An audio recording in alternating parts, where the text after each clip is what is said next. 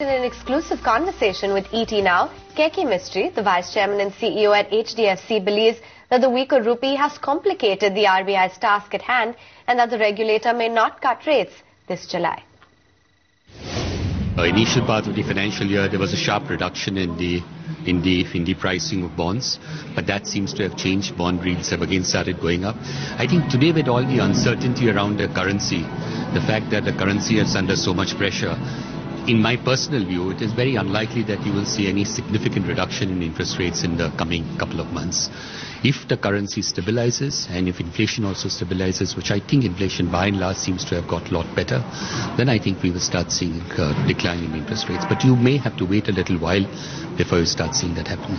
And then also the movement of the rupee and the kind of downfall that we're seeing at this point of time, will that really complicate the policy decision for the RBI? I think it will. I think it will make things a little more difficult for RBI to look at cutting rates. So whilst my personal earlier expectation was that we could probably see a rate cut happening in July, sitting back today, I doubt if that will happen. My personal view is it's unlikely that will happen. If it happens, great, but we'll have to wait and see. And also, we've seen the government really talk a lot about reforms, a lot about measures that might come through. We're seeing some movement on the food security bill as well. Going into this election kind of a phase, do you think that things could actually see a roadblock from here on?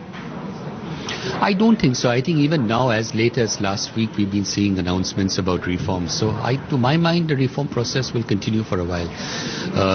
We have elections probably in another 7, 8, 9 months' time at the best. At best, we need to have elections by March or April. So it's not a long way to go. But I think the government's policy, whatever we've seen in recent times, will continue. Right, and one last question in terms of the RBI's announcement of the new bank licenses and, its decision to really open up the sector to corporates. I'd just like to understand what's your view on this, and do you expect that a huge amount of licenses would actually be given up? See, it's a conjecture on how many licenses RBI will give. I think there were some 30-odd applications that came in.